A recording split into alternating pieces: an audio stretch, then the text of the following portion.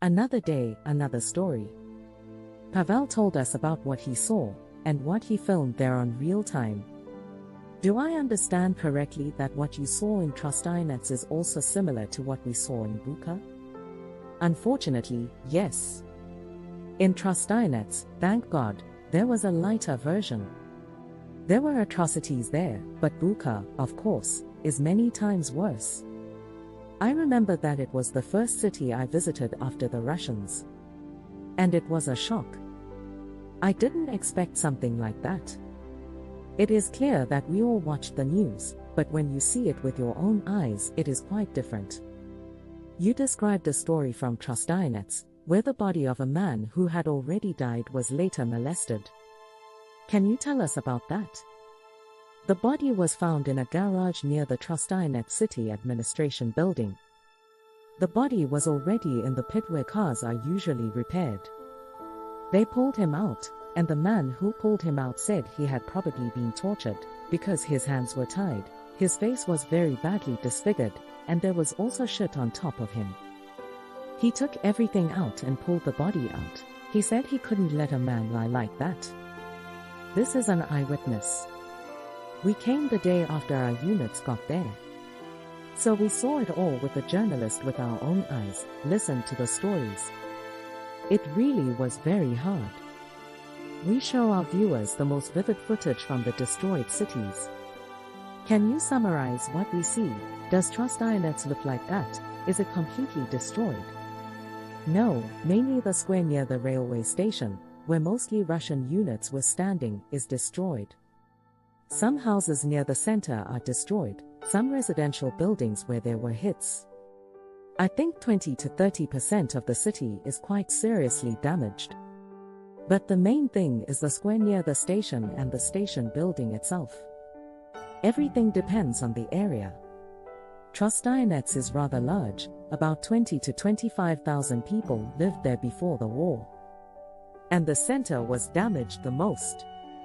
As far as I understand, you came back to Kharkiv and you see what is going on in Kharkiv. Am I right to understand that people still remain in the subway and there are those who never left it during the war? Yes, unfortunately, people are still there. There are quite a few of them. The number of people depends on which district the station is located in. Central stations are more empty. Stations that are closer to large residential areas, Saltovka, industrial, there are more people there. And yes, there are people there who, after they went down to the metro in the first days of March or even from the first day of the war, they don't go out. They're not the majority, but there are a lot of them. People are afraid for themselves, for their children. There are a lot of people with children on the subway because it's their safety. A lot of people are still living there, and it's not clear when they're going to be able to get out of there. Can you tell any story that touches you more than any other? Yes, it's the story of a man whose wife died. She was 23 years old. They were getting people out of the Bolshaya Saltovka area, which is an area that's been shelled since day one, and shelled every day. While they were coming to pick people up, there was either a rocket attack or a shell that hit the corner of a house, and unfortunately, Yulia was killed. And everyone else who was around survived. It's some very sad set of circumstances. This story, told by her husband Oleg, is probably the most profound. It was the love of his life. He's old enough, they had a big age difference. We went with him to the place of the tragedy. He showed the car, found an energy bar there, which he was carrying to her before the shooting happened. We went to her grave, which was decorated with big teddy bears. All in all, it was a very hard story and probably the deepest that penetrated my soul. If we talk about Kharkiv, does it still look like the one in your pictures? Unfortunately, yes. It all depends on the neighborhood.